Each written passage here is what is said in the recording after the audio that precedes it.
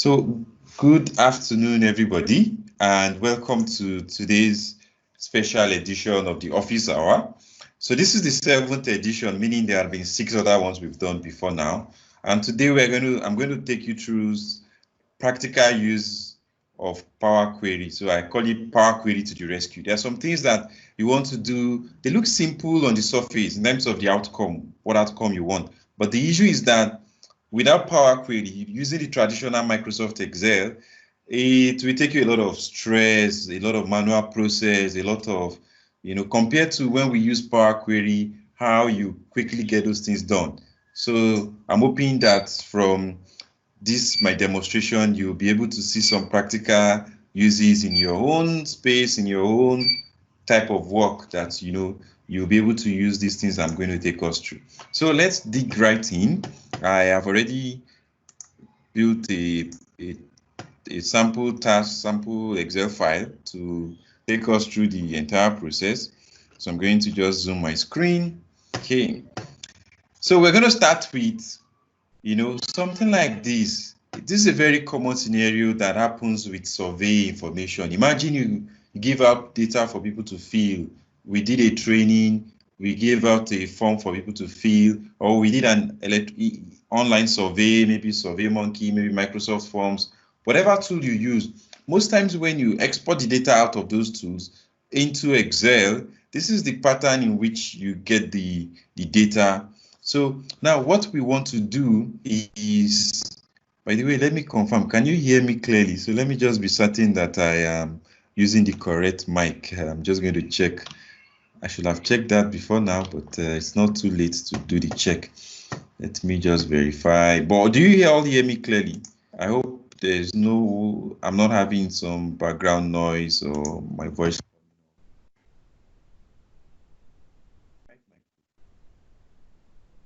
Hear me clearly. If you do not, let me know that box.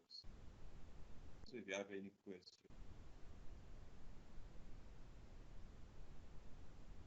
Great. Back to what I'm about to treat. So a lot of survey information coming this way. To do analysis on your information. Huh? Let me tell you the problem. You go ahead and you use it this way. Normally do, right? We go to pivot table, insert pivot table, and we want to dimension the data into like showing perspectives, into like showing. And we all are familiar with this experience. Let me just. We all are familiar with this experience where you'll be like, okay, if I want to analyze by gender, which means I bring gender to row, and I see the two possible genders, right? And then you're like, okay, I want to see, how many people are in these different gender categories. What do we do a lot of times? We put in some map, some charts. So I could put in maybe a pie chart, but I know the people I'm doing it for are not pie charts. Then I start creating the charts for my report, or maybe like a Word document that will show what has happened in the survey we carried out. How many people picked a particular answer? I could do this again. Now for a different answer, say, okay, what about age, and then how many people are in that category of age? So the difference, say this should show as count, so that I'm seeing how many people are in this age. And what we do sometimes is try to bundle them and say, okay, create age bracket. So I right click. At this point, let me that thing that's in my screen.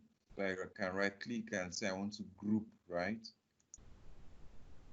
And let's say we group by starting from 15 and in steps of 5, right? And this will group for us the age bracket. So it'll be like, okay, between the age of 15 and 19, how many people responded? So these are good things. These are things that we all want to be able to do. But the issue that you have, or the issue that I sometimes have to solve for people with survey data is a lot of times they don't want these isolated analysis. They want something that is like a dashboard where they can pick the question they want to analyze. They don't have to be scrolling down or having to have different pages to view analysis by age, analysis by gender. So that's where PowerQuery makes my life a lot easy. So I'm going to show you what we will do with PowerQuery. We're going to do something called on pivots. On pivots. It does not exist in the vanilla Microsoft Excel. You will have to use PowerQuery to get it out, right? So at least this data I'm using is very straightforward.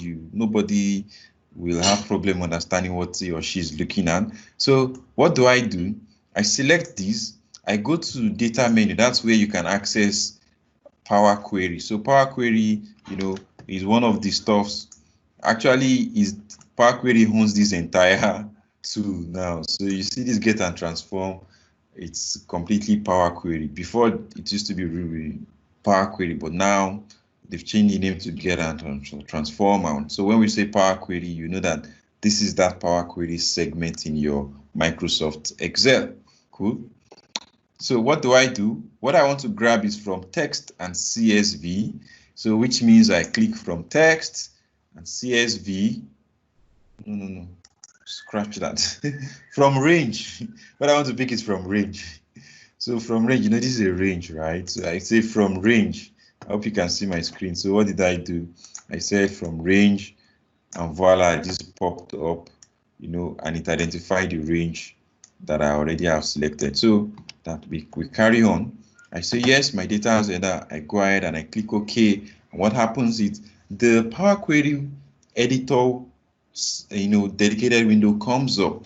So you will notice that this is a separate window from your let me just zoom, from your normal Excel, right? So it has its own menu items, right? So you will see up here it has its own different menu items. I'm not going to bore you with all of them. Let's go practically to what we want to solve. So what I want to solve involves on pivot. Why I'm not explaining it before doing it is something that once I do it, you understand what it means. If I try to explain it, you're just not going to get it. Just like imagine someone has not seen a football, a ball, and you're trying to explain it. It's going to be difficult, but when you show it to the person, he's just going to get everything you're saying. So that's the approach I am taking. So I'm going to show you, I go to transform, and then I see on pivot columns, right? So now I need to let PowerQuery know that, all these answers that the person has, people are filling, all these answers, I want them to be, collapsed into one column so that I can be able to analyze them in any which way I want to. That flexibility that we need in a dashboard, So what do? I say all of these answers. So gender, age, income, those are the answers that I have, right? So all those questions in my survey, I want PowerQuery to unpivot them. So I clicked on pivot and see what has happened. It has expanded all those questions into one column called attributes, which now I'm going to change to questions.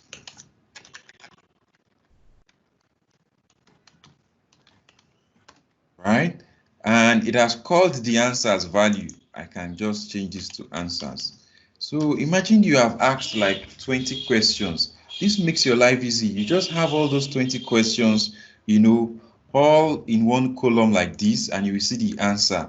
And you know what? The person that answered it, so this guy is going to show up like 20 times.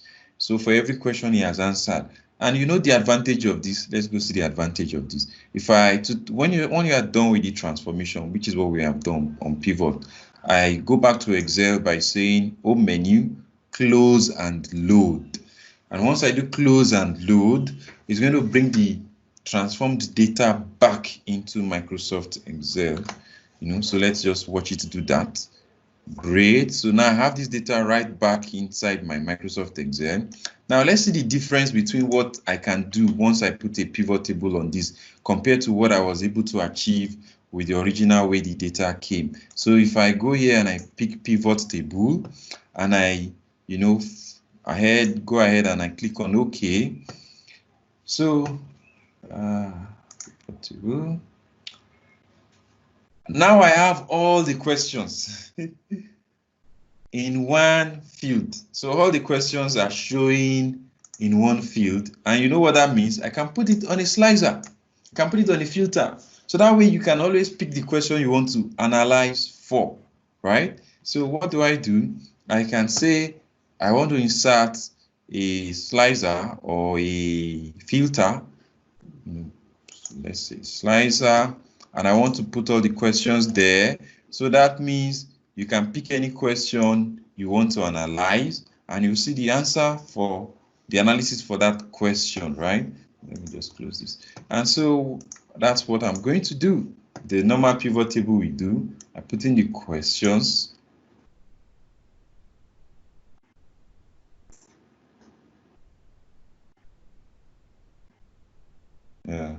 Not the questions, the answers, the different answer options. So the different answers, and then I put in how many people picked those answers.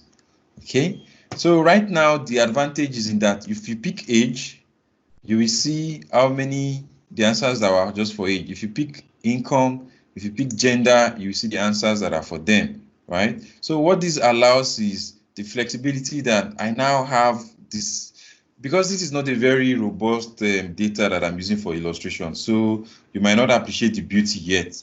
But if this was like 20 questions, you will appreciate the fact that you have one slicer that you can pick any question and you can see the analysis for, instead of having to be doing a separate analysis for every single question. Okay, so is that clear? Are you okay with the explanation around how on pivot I could collapse all of these questions into one giant field and put all the answers in front, so that this person that responded, which originally this person was coming up as just one line. If I had 20 questions, the person would just be still one line or across 20 something rows. Now that person is going to show up, as many times as he answered questions, and for each question he answered and the answers he provided. Any question before I move on to the next? So that's what on pivot allows us to do. Okay. Any question before I move on to the next? Cool. We are having a larger house. I'm happy to see that. I was a bit disappointed with the financial modeling one. We had just like 7 people max at a point. Okay, so good. I'm going to move on to another important use. Okay, this is being recorded, so you will also have the recording in case if in future you want to use what I've said and you can't remember the steps. So just make sure you remember the concept that I'm painting. This is another very common thing that people have. You have reports that they come in as July 1. So let me zoom again. So you see what I have here. July 1 is coming in as a separate sheet, different from July 2, from July 3, and so like that. Every day of the year, of the month, you are having the report for that day in a different sheet, right? And if you are if the kind of analysis you do involves doing month till date, which means you need to consolidate all of these different days into one table and do your report on it, right? If you don't know PowerQuery, you are going to be doing copy and paste. So let me just demonstrate the copy and paste so that you will, when I'm demonstrating the PowerQuery, you will see how much nicer it is to do with PowerQuery. So I don't know PowerQuery. What do? I come here, I copy, I paste. Then I have to remember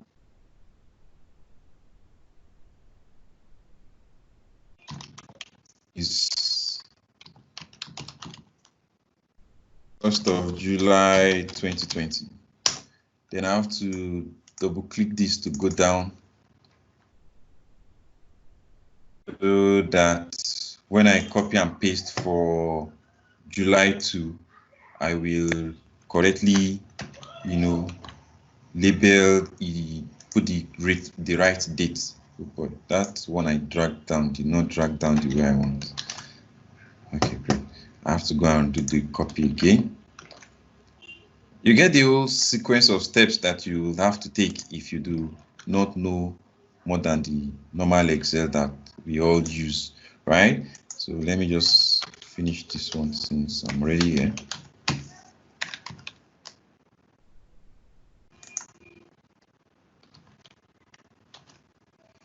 Okay. So, and like that I will do for July 3rd. So this is 3 days, not a problem. Imagine I have like up to July 25, which is yesterday. This in itself becomes something that you dread, something that you don't look forward to doing. And it's a very simple thing. It's not like it's complex. It's not like that it's tasking. It's just that it's monotonous, it's boring. It's not the kind of thing that you will enjoy doing. So how can PowerQuery come to our aid? Ready? Okay, so I'm going to do something that will look a bit like abracadabra. So I'm going to go to insert, not insert, data. PowerQuery is in data. I don't know why I'm missing words today. I had a training that ended around past 10 yesterday. I didn't sleep very well today. Last week we couldn't do this session because the same training I had yesterday, I had it also last week Saturday. I was so tired, but today I said I must do this session because some people complained. I didn't know that a lot of people would try to join last week because I didn't make any announcement. I found out people who are waiting for us. So I'm going to go here, and I didn't want to disappoint again today. So I go here. Now this is the abracadabra I'm talking about. You see, this is the file that I want to pick sheets from, this file, which is what I have opened. So how am I going to pick sheets from the file that I'm already inside? Let's see if it will work. Though I think it will work anyway. So, but then let's do it together. From workbook, and where did I save this file? I think I saved it in documents. Great. The very same file that I am on, I pick it, I say import.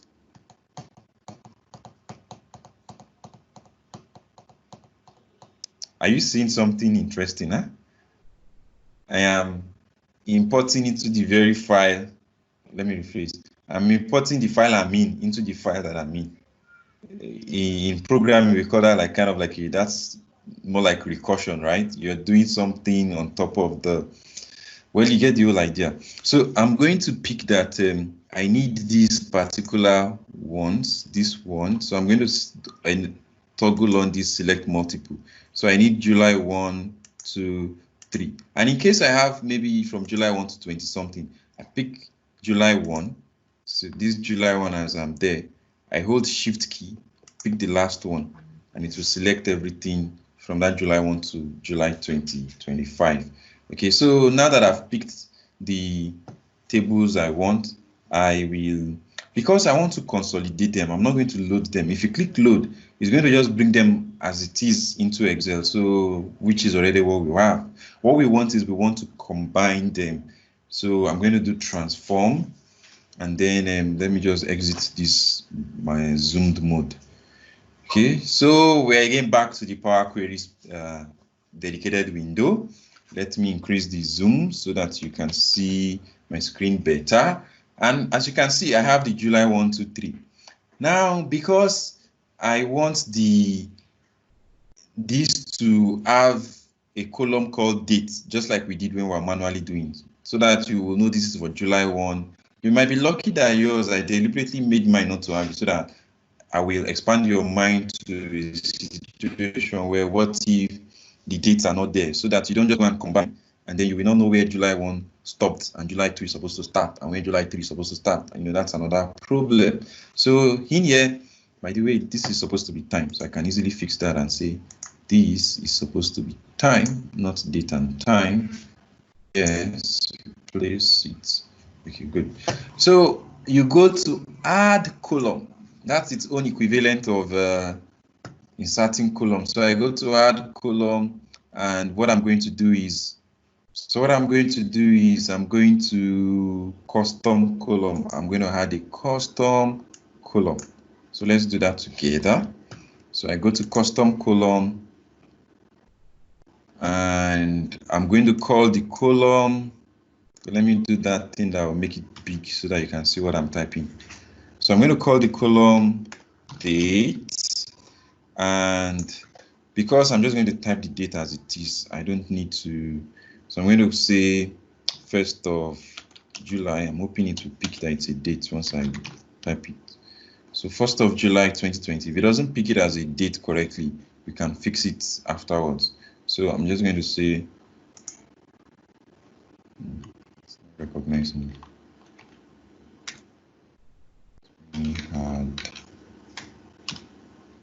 Okay, I think he recognizes this. So I do OK. In fact, to save myself stress, I'm going to copy it. I do OK. And that should do its own magic.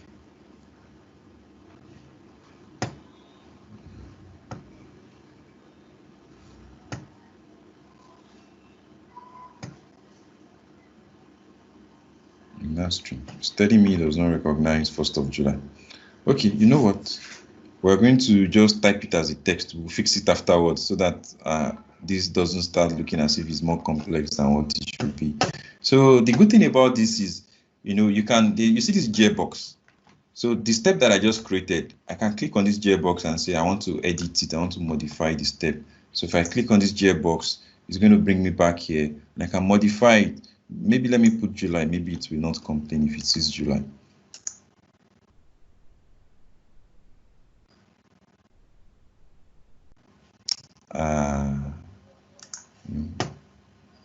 Let me just not stress myself. Put it as a text. We will find a way to do that one after. Okay, so no problem with that. I can always come back here and say this is a date. So we can do that later anyway. I'm going to do likewise for July 2. So custom column.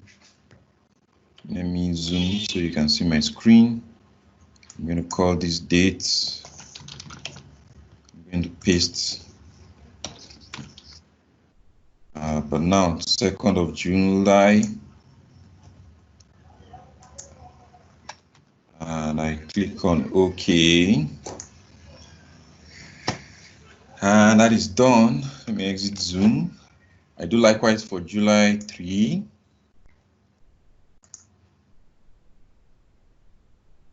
I'm going to call this again. Let me zoom so you can, because some people watch this with their phone or small devices. So that's why I try to go slower than I normally go in a class. And I zoom it really large.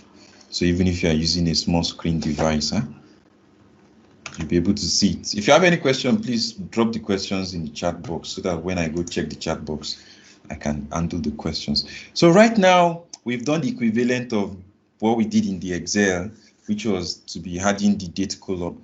And the beauty now is that all that combining them will be faster. All I just do is I go to home menu, and I say I want to append queries as new. So let me zoom that so you can see what I'm saying. So I go to this, and I'm going to click on this append queries as new. So that way it will create a separate consolidated table for me. And as I've demonstrated, let's do. So I go here, append queries. Append queries. If you don't do append queries as new, it will do it right on top of I'm on July 3rd. It will do it on top of July 3rd, which means I will not have July 3rd as a separate table anymore. I don't want that. I want my consolidated to be separate from my input table. So I'm going to just say append queries as new, and it's going to ask me 2 or more tables. Let me zoom. and I know it's not 2 tables, it is the 3 or more tables. 2 tables or 3 or more tables. Mine is 3 tables. So I'm here. Usually I don't know why they made this default behavior of it. We always put the table you are on in here. So if you are not careful, you might go and add everything all over and add it 2 times. So I normally just, as a default in my head, come here and remove whatever is here, so that I will not make the mistake of adding them twice. So I'm going to select this and shift select this and add everything to this other side and click on OK, and let me exit the zoom, and voila. So now I have the consolidated.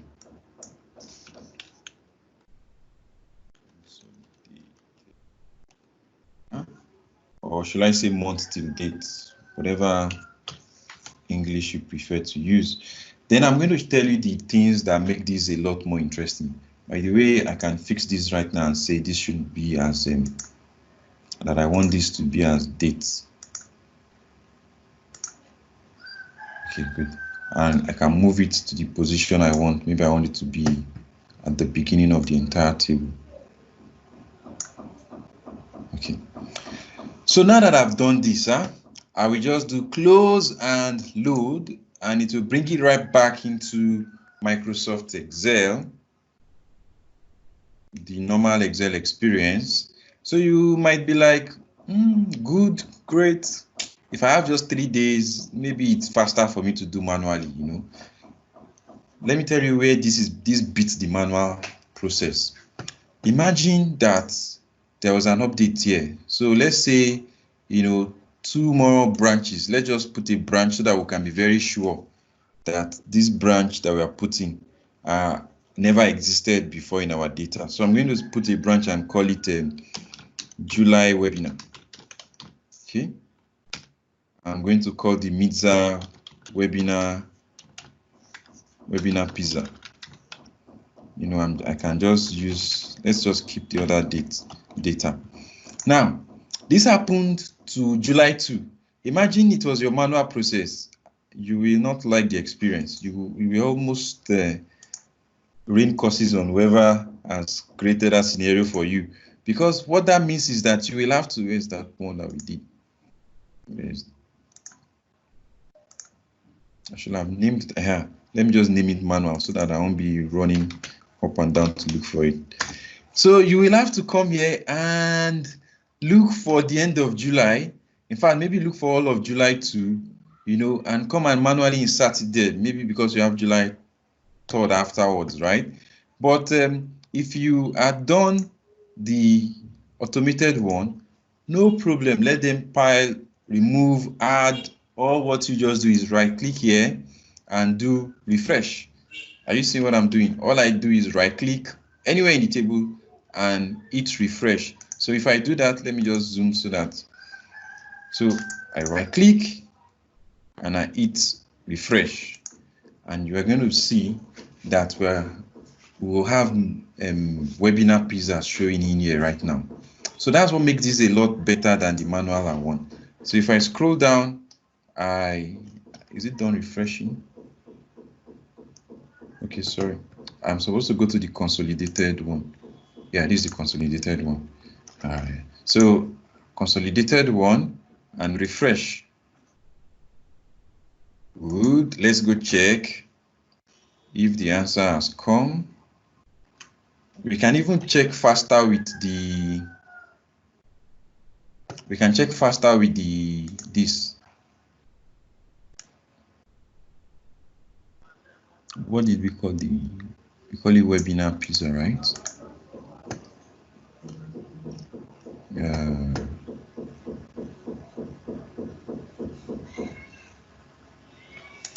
Hold on. Oh. I forgot one step.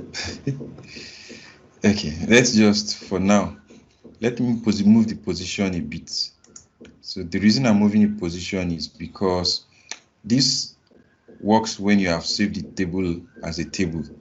So I didn't do that step, but well, I can cheat. I can just move it somewhere in here. So at least you get what I'm saying. Go back to this. I refresh. Okay, then I come back here. Let's see if we'll see.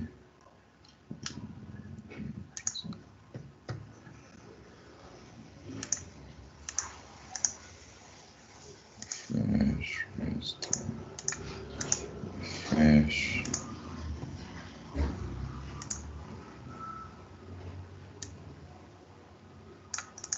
Is my filter not working? Or am I on the...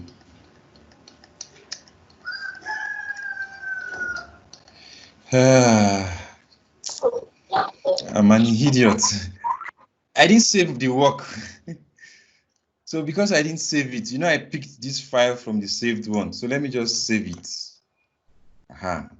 I didn't save it, so that's why it's not working it. That's the... Help us mute yourself. Oh, let me see if I can mute everyone. Okay, thank you. So let me just refresh again. Save was the problem. So maybe if you do this approach of importing the very same file into the very same, don't forget to save. So let me refresh now. That should fix it. Okay, so let's check. Yeah, so it's there now. You can see the webinar pizza. So all this while it was the save that was giving me issue. Right? I forgot that I picked it from the old version, the one that was saved.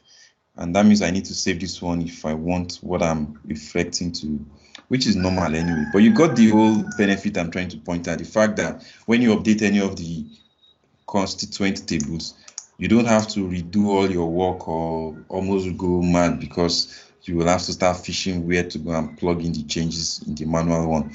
So clear with that. Let me check if you have any question before I move to the other things I have planned.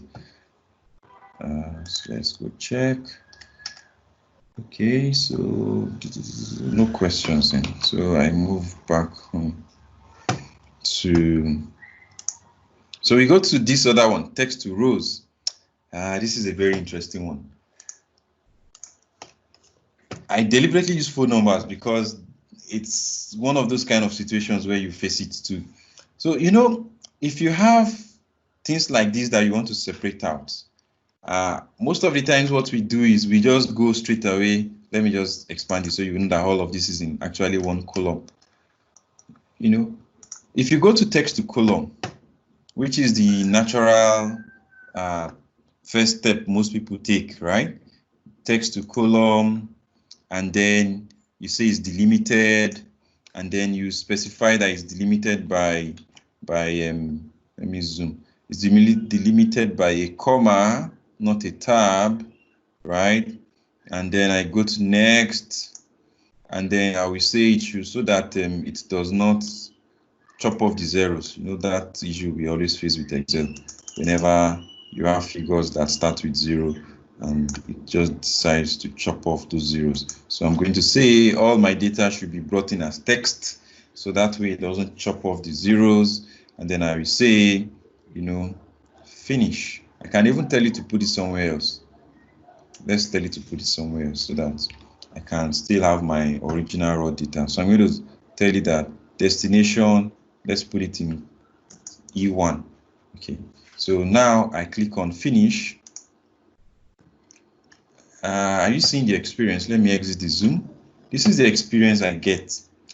It's done it, but I don't think this is what I will like, because now all the phone numbers, if I need to put this in a bulk email or put it in a tool that maybe, like for me sometimes is in 2012 when I used to have to do this, is because I needed to put the details in a bulk SMS tool, and the bulk SMS tool, or I needed to put them in somewhere where they are already written in. They need, everything has to be in one column. So instead of it spreading out like this, I need everything to, so what I will be doing will be like copying and transposing. I come here, paste as transpose, this one. Let me zoom so that you see what I'm calling transpose.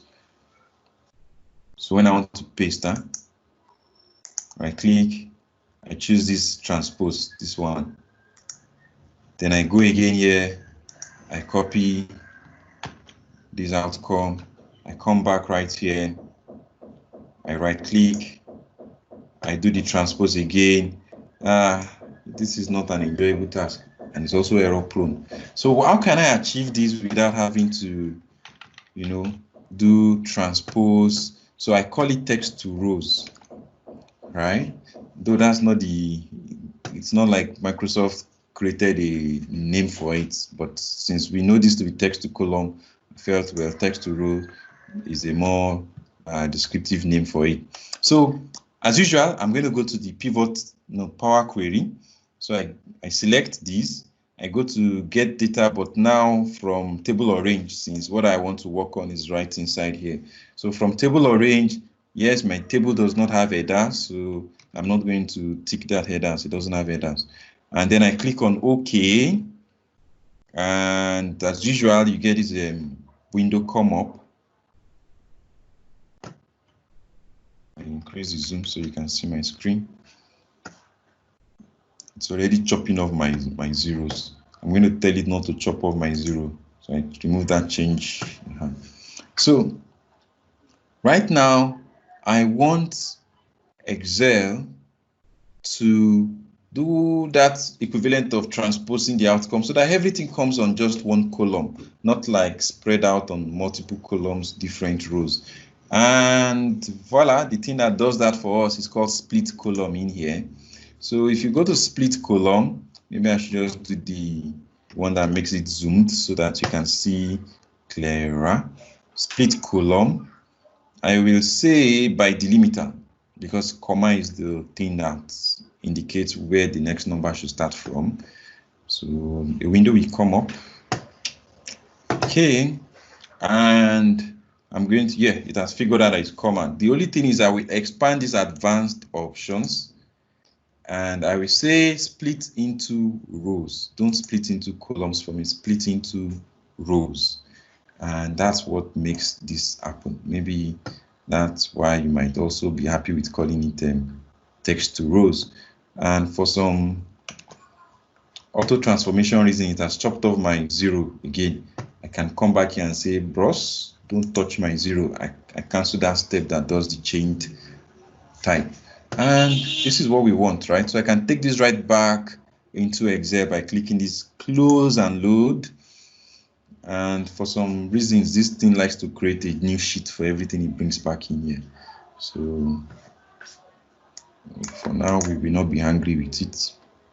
And this is the outcome I want. So sometimes you have situations that this is what you want, and you have, like what I experienced there, many records you don't want to do manual, then text to rows can be your guy. So now what about Microsoft Forms? So you create, so imagine that, let me just check if anyone has asked any questions yet. Okay, so no questions yet. So imagine that you create a form. So let's go create a Microsoft form. Go here. I want to create a survey form. Microsoft forms. You're going to help me with this.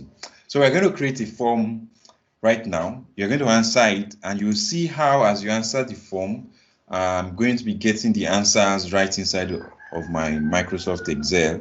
And also too, if I want to incorporate the answers into a report that I already have somewhere else, how I can incorporate it. So on our Macs, are we set? So let's create a new form. So I'm going to call it Office Hour Feedback Form. So I'm going to just call it description of the office hour.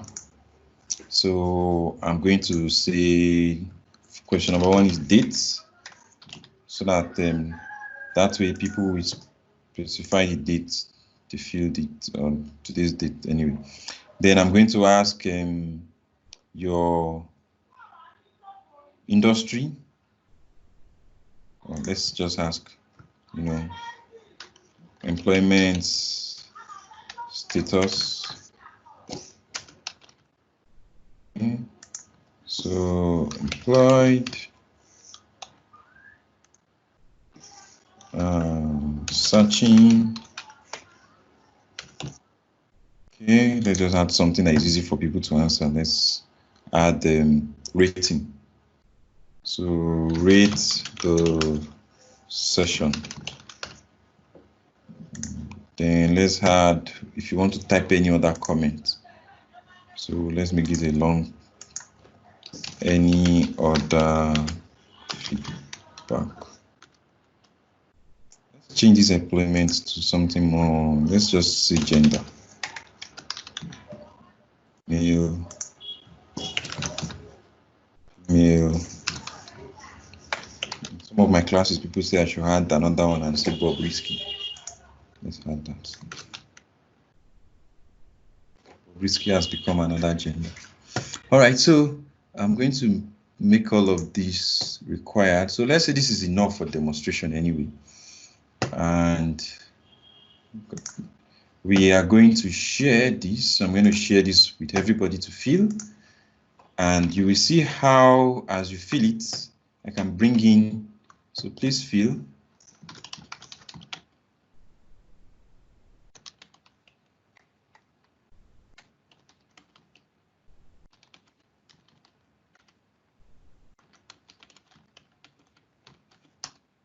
So please help us fill it. It's going to be interesting. It's going to help out when you fill it. Let me also fill it.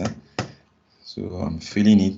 The more you fill, the richer the outcome. So maybe not everybody should, okay, just fill anyway. Maybe some of us should fill, then when I will ask for some other people to fill afterwards, so that you will see a male. I'm going to rate myself 5-star. I'm going to say excellent. At least if no one praises me, I'll praise myself. So I submit. Now the thing is, normal Microsoft Forms, it will tell you that you should download to open in Excel. So if you click on, open in Excel, it's going to download the file. And the disadvantage with this is that if new records come in after you've downloaded, you'll have to go back again and download, right? So what do? What I do is, first of all, I go back to Forms. I click on my form, then I move it. You can see what I'm doing. I need you to see this one. If you are filling the feedback form, pause, come back to my screen and do this and look at my screen. You see this option, move this form, is a very important option. It's the thing that will make what we want to do possible. So I'm going to click on that, move this form. Okay, let me just repeat my process again. Originally, we were here. Originally, this is where I set the questions. Naturally, this is where you will see the answers. So what did I do? I went back to Forms, where I will see all my forms. I clicked on the 3 ellipses, the settings icon, and I say move.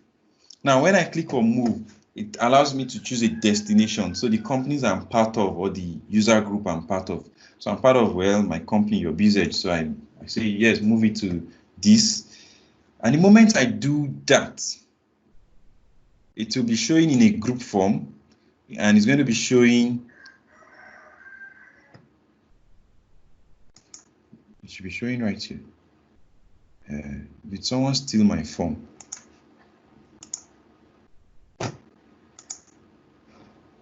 Okay, great.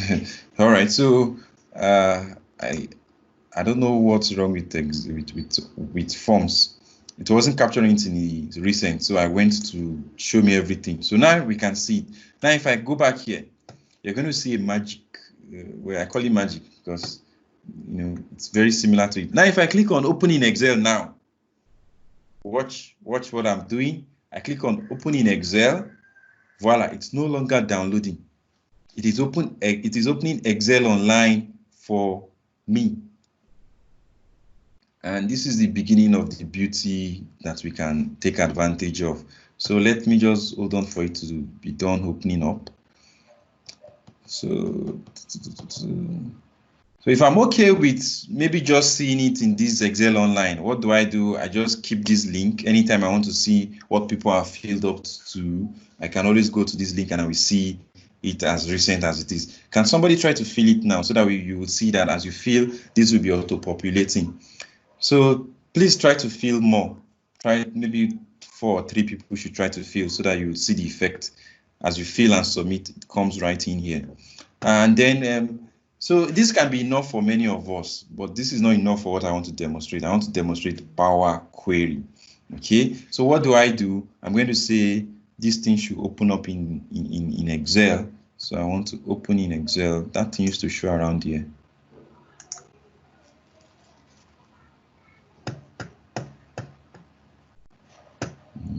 That's strange. It used to be really up here. Now they've moved something around again. Anyway, I'm going to see that was really very easy. Made life easy. I just click on, okay, this is it. Sorry, it's me. It's my bad. It's there, still there. I don't know why it's looking a bit difficult. This is what I was looking for. Open in a desktop app. So when I do this open in desktop app, it makes it easy for me. You can't fill the form, right? Okay, yes. Let me just go check why that is happening. Okay, thank you for that notification. So let me just go check my settings. Settings, Jesus Christ, sorry, I forgot to change it. So in here, the default setting is only people in my organization. So I'm going to change it now. So I'm going to change it to anybody with the link can respond. And yeah, so anybody with the link. So let's do that. Let me see if that is saved. Hang on a minute. So please try again now. Can you try now? Thank you for letting me know about that. All these default settings that they had and they don't let you see up front, they sometimes can cause trouble. Imagine I'm working from home and you guys are my colleagues in office and clients that, and I said I've done it and you'll be like, I've not done it. And we'll be arguing and I'll be like, these people are troubling my life. But I will not know it's the default settings that is making it like that. So now when I click on open in desktop, I think I clicked on it before, right? Okay, maybe I cannot over click on it anyway. So once I click on open in desktop, yes, I'll say open, yes, and then it will open in Excel. So this is opening.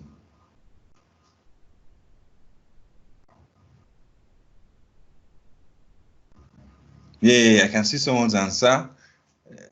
See, you can see the answers are popping in, even like almost instantaneously, right? So that's the cool thing. And so if I need to incorporate these in my other reports, maybe there is already an existing report.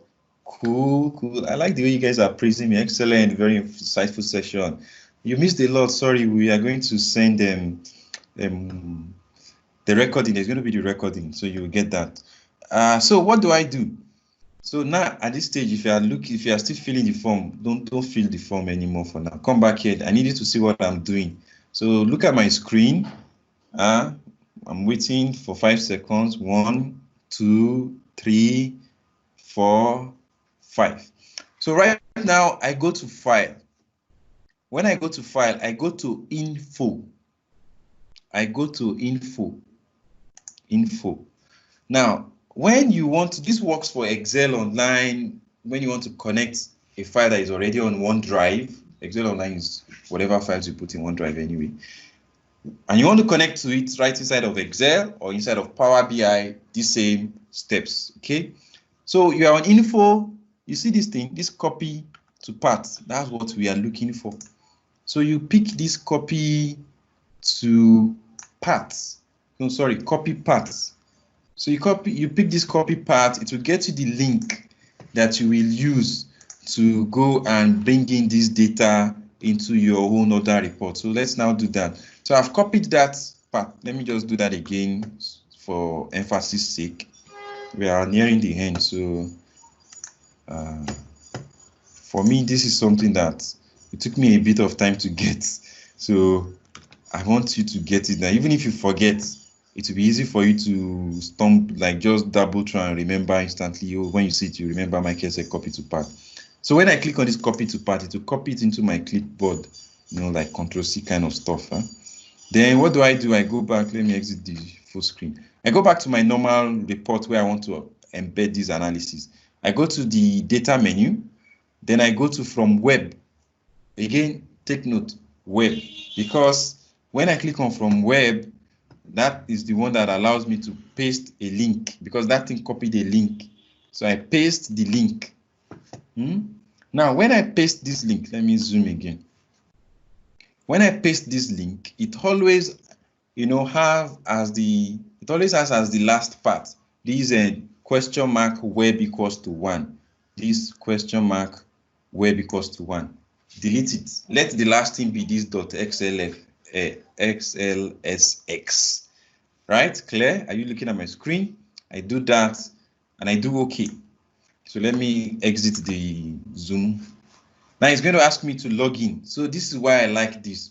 The fact that, it allows me to use my own login credential. So if it's something that I have put in some kind of a restriction that not just anybody can view it, I can still keep my restriction. So I'm going to log in. I'm going to say log in with my organizational account. So I'm going to log in with my, OneDrive account anyway. That's what that means.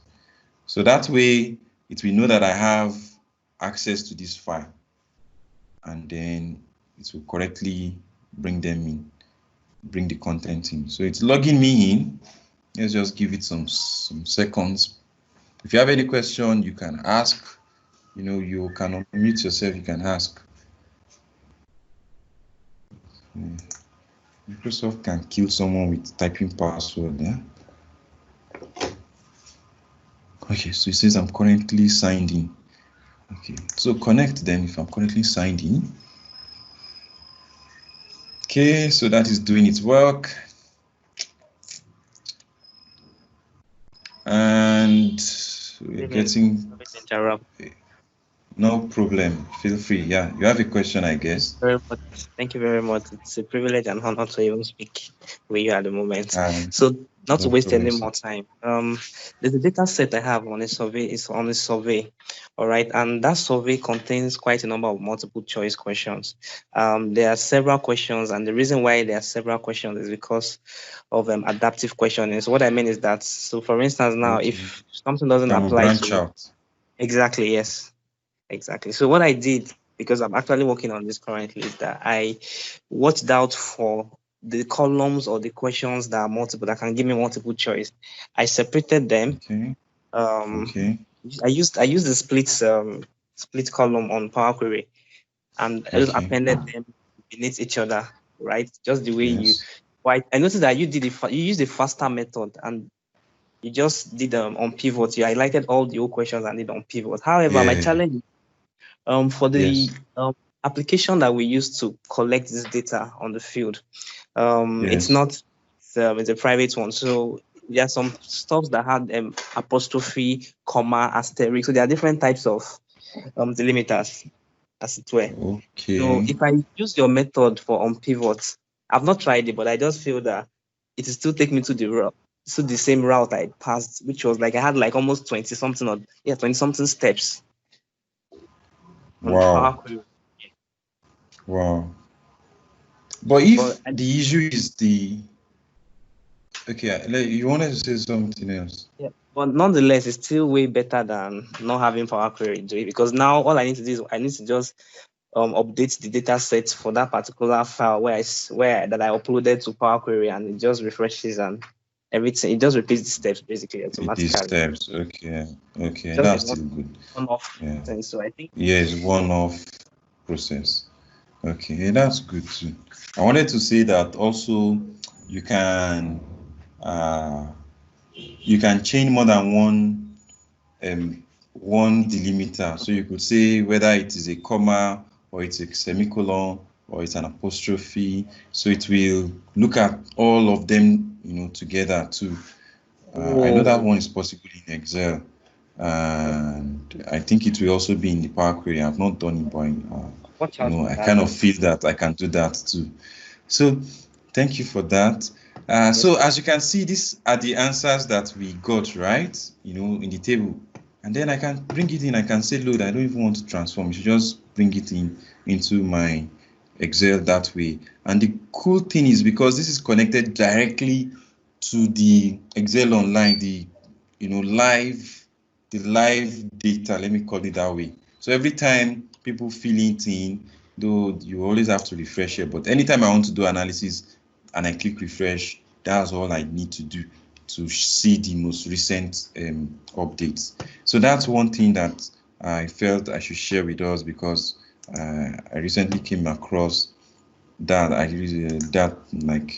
used to use Google Forms more, but someone was using Microsoft Form and he wanted to do that, and I had to figure out how to do that for him. Okay, so another very interesting one. You might not see an immediate need for it, but I bet you will like that I'm showing you this, except if you have seen it before anyway. I'm not going to tell you what it is until, let's just go ahead. So I go to data. I hope you are looking at my screen. I go to get data, and then let me do that thing that zooms my screen so that you can see my steps exactly. So just to whet your appetite, you know, there's from file, you can pick CSV, XML, JSON, PDF, you know, SharePoint folder. You can go to from database, and you can bring in data from any of all these common databases. You can go to Azure, which is a Microsoft product, so I guess that's why they created a dedicated category for it. You can pick any of all those Azure data warehouses, database structures, stuff, containers. Then you can also connect to your Power BI data set. Let me just click this for demonstration for you. I'm not going to do anything about this, just want to show you what happens. The moment I click on that, it will show for me all the data sets that I have in my Power BI account. So if there's any one of them that I want to do some analysis on, instead of me going to be downloading the same data all over again, and you know Power BI allows auto updates, you know. So this one might always have the more updated version, or instead of you having to always go and manually be updating. So it will just show me, you know, if I click on this, it will show me the tables there. It will, I went to click on a table that is really large. This one will take time, but then you get the whole idea. So it shows the different tables there. I can now, the only thing is you access it via pivot table. So whatever you see here, you can only bring them back into your Excel as a pivot table analysis, which is usually common too with when you are using. So you get the whole experience. That's not what I want to show. So the one I want to show is this one anyway. Here, this was where we were. I go to online services. You can connect to SharePoint. This is the one I want to demonstrate for us. Can you see Microsoft Exchange Online? Let me see if there's any other thing to talk about. Okay, so I'm going to click on Microsoft Exchange Online. My email address. So I have an email that I am like a support. It's a support email address. So it's for one of our products. Please let's mute ourselves if we have background noise in our place. So this email is the support email for a product that I manage. So if I want to be able to analyze which emails have I replied to, which ones have I even read, you know, this might be if I'm the kind of person that I feel more comfortable going through my report or going through Excel rather than logging in all the time into the email address. Actually, I have like 15 email addresses. Sometimes it's difficult keeping up. So I can just have a sheet where all of these, I can say it should only show unread emails. It will show emails that have attachment, or it should even automatically, you know, pull the data in some of the attachments that are possible to pull. But anyway, let's go on. I put in the email address.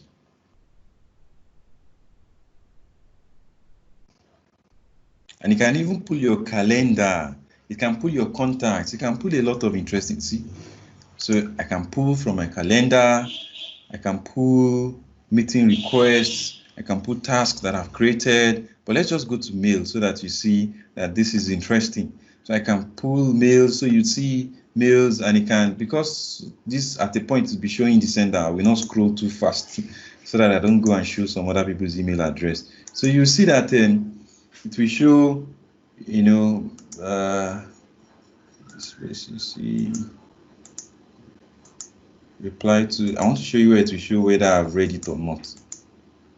The time the email was sent, the time I received the email, the importance, the category, is it read or not, does it have attachment? At this point, I'm not going to go further before I start showing things that should be confidential to the customers that sent us the email. But you get the whole pattern. So it's something you should test out if your email, is hosted on exchanges, Microsoft.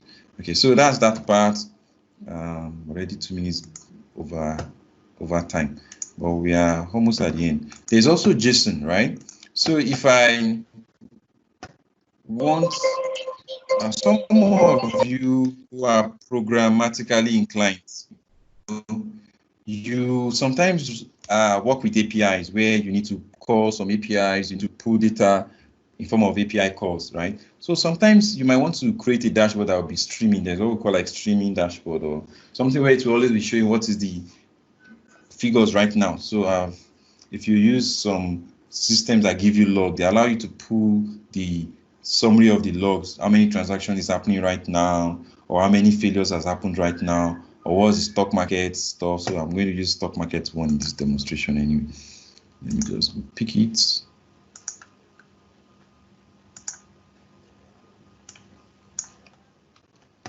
So I go here, I dump the API call, dump it here, I do okay, and if you need to log in, log in. If you don't need to, in my own case, I don't need to log in, and it's going to pass it out. This thing, if I do it in here, you see the way it's going to come out as JSON, JavaScript objects notation. Okay, you will see the equivalent also in. So this is if you use a programming tool. What has happened? It came back as empty. There is no problem. It also came back as empty here. Let me just be sure that I picked the right one. Okay. I think I know what I did wrong. I picked the wrong one. Okay. I was afraid because that thing is live stuff. So if it's not coming up correctly, that means there's problem even on all the other things that I've tied it. Okay, great. You see what has happened, right? You see what you're looking at. This is the thing that comes up. But when I do it in Excel, so let me just fix that issue. When I do it in Excel too, it does that. So the only thing is just that it comes as a list, and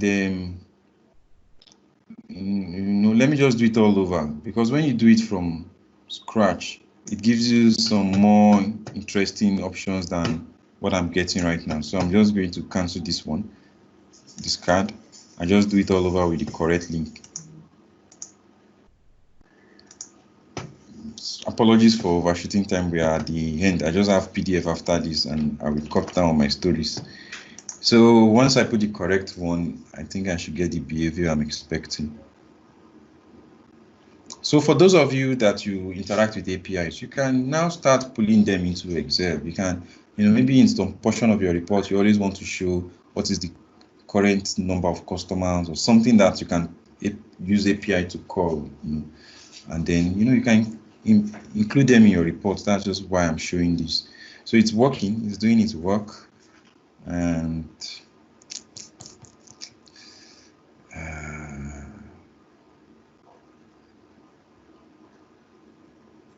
okay.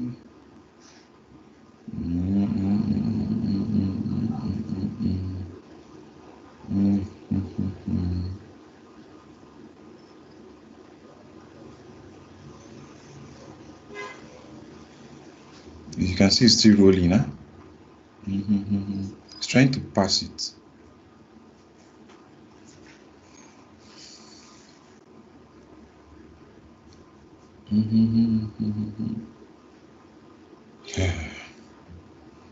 Maybe I should have used one that doesn't have so much data. This one has a lot of things that come in one call. Let me just see if I can continue my other stuff while this one is going on. The last one is just to show us how to use. That's the thing with PowerQuery. It locks the view until this is done. It will not let me go back. Anyway, I'm going to create another Excel file.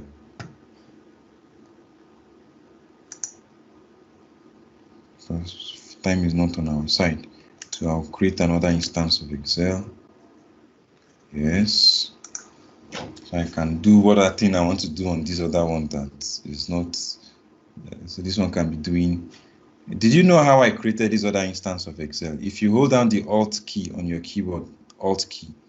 So you're like, if you want to start Excel, just before you click on the Excel, you hold down the Alt key and you click on this Excel.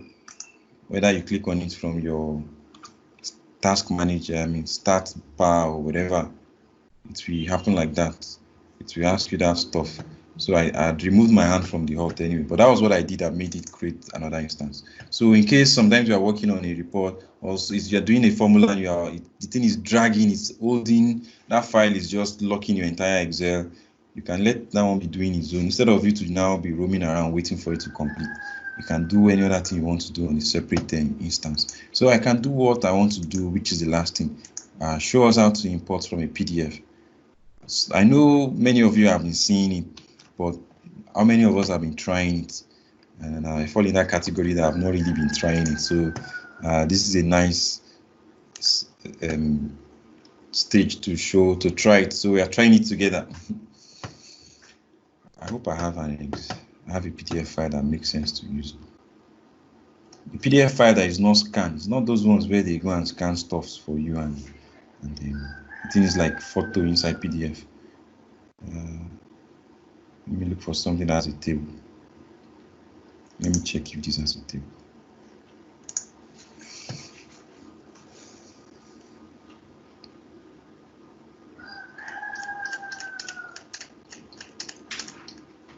No? Okay. Let's just try this one. Let's just try it. If it doesn't work, at least you know how to click it. When I say it doesn't work, is if the thing doesn't have tables that it can extract, it will just be showing pages and empty. But let's just see the behavior anyway. Okay, it has figured out some tables in my case. Otherwise, if there are no tables, you'll just be seeing pages and empty. Yeah, I'm even lucky I don't have empty in mine.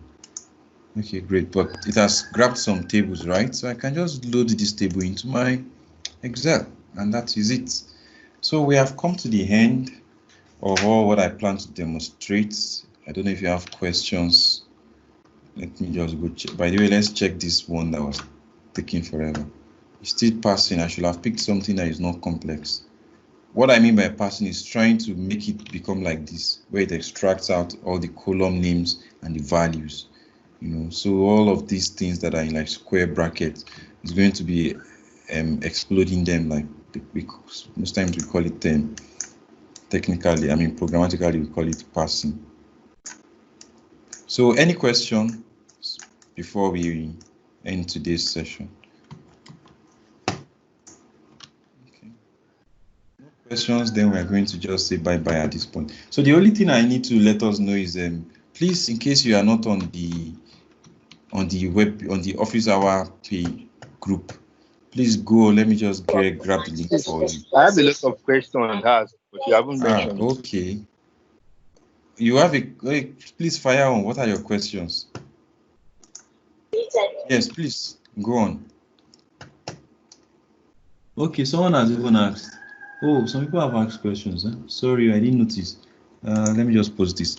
Please join the meetup group also to get the recordings. Get recordings and reminders of future events.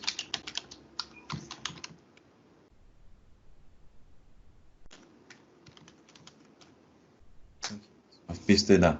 All right, so let me go at the questions one after the other.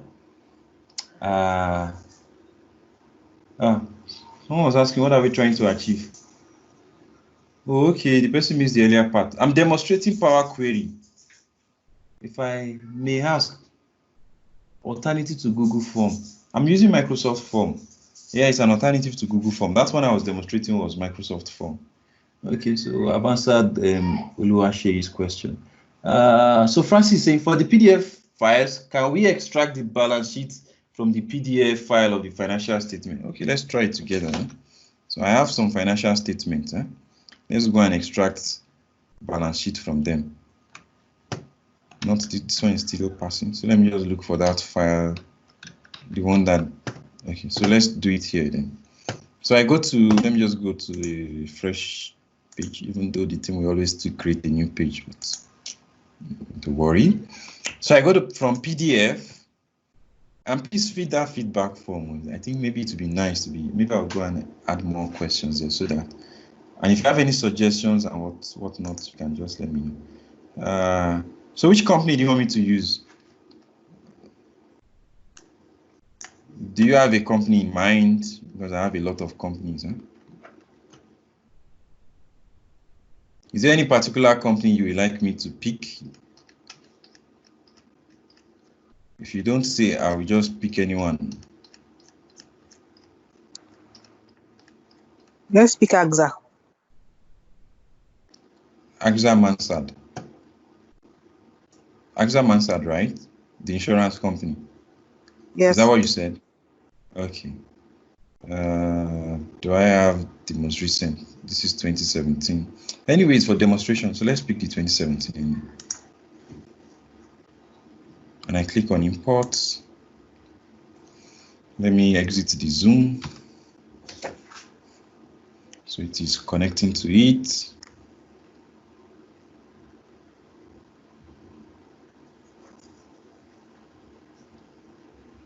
So while that is going on, let me just go and check if there are any other questions waiting for me. Okay, Francis was saying anyone. Okay. So after this one, I have another session for Power BI at 6 o'clock. My legs are aching me. So if you care for that one, so you can join. Let me get you the joining link. So if you are the kind of person who is also interested in when did you start the Power BI classes? The Power BI one. That one too, this will be the number 7 too. Oh my God, I'm left behind. You will watch the videos. I'll post the link of where the recordings have always been. So for Power BI, then we did financial modeling before this one.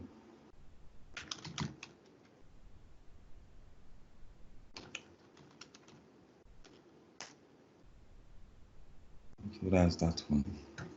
And if you are interested in any of our courses, online courses or even physical, but let me just put the online one since COVID-19 is making it that we will prefer you do the online one. So our courses, there are some free courses there.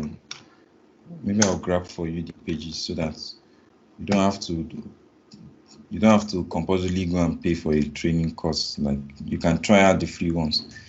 So when that one comes up, so you can go here and pick the free courses, get free ones. Yeah. Though the free ones can never be as comprehensive as the paid one, but might be enough for some people. So let's go and check if what we did is, I think it's a very large file, so that's why it's taking time. But thank God you saw what we did for a smaller size file and it worked kind of seamlessly. So thank you very much, everybody. There's going to be the recording, and for that recording, the way I email it out is I always email it out from our meetup page. I don't try to be sending to people one by one. So how we just do is this meetup page. The past event. The Power BI is a past. No, it's not past event. We are just going to have it after. No, it will be in the upcoming event, not past. Are you certain? Anyway, let me get you the link for the recording. All the recordings are on this channel because I'm just having it this 6 o'clock today. These ones we've done before. Yes, but there's an upcoming event. Let me just go to it. If you go to the upcoming event,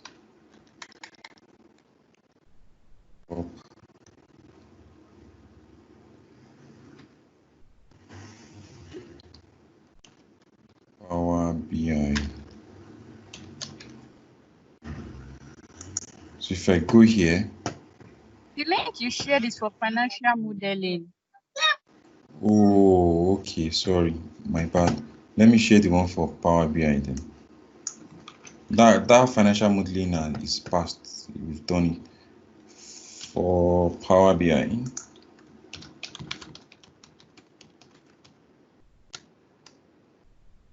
Sorry for that. Okay, so it worked though. So Francis, yeah, it worked. So it's now to start fishing for which page has the annual statement. This is okay. The balance sheet will be somewhere close. This is cash flow. This is cash flow from investing, cash flow, cash flow. So that means balance sheet normally comes before cash flow. No? Yeah, so it has, see the balance sheet, though the arrangement is, I don't know if it's arranged properly. Okay, kind of arranged it in its own way anyway. So this is the balance. Let me just pick them. Yeah, so this is definitely the balance sheet. So what do? I just say load.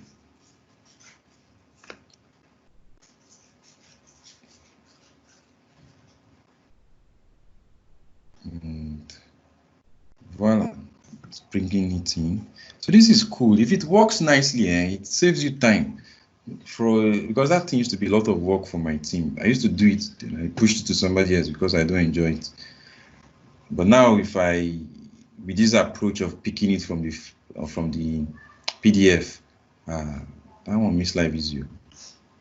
I can just use VLOOKUP and picking it into my normal templates from there. It's really taking time again. It's only one table I told you to import now. So anyway, that's we are coming to the end. Once that one loads, okay. So Frank is saying, is it possible to automate the pick from the folder and arrange in Excel form? Yes. So Francis, yes, it is. But I'm not going to demonstrate it because this one now is taking too long. So thank you, everybody. If you have any questions, please ask, because once this one finishes loading, I'm going to end the meetup so that I can go and rest and prepare for Power BI 1. Jesus Christ. What is this thing bringing? It's just one page I say you should bring. But I'm really happy we had a fairly large audience for this one.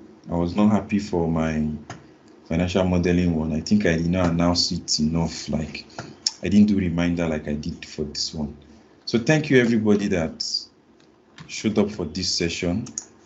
And let's just see if this is done. Francis, permission to just end it because I don't know why. Okay, finally it has come up. So this is the way it brought it out, and it's kind of not bad. It's not bad.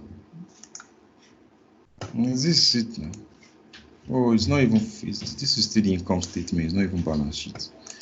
Okay, so thank you very much, and see you next week. And if you are doing the Power BI, see you during the Power BI. So thank you. It's been a nice session with everybody, and have a nice rest of the statement of owner's equity. That's what you brought up. So have a nice rest of the weekend. Weekend is almost over anyway. So thank you. I'm ending the meeting now. Bye-bye.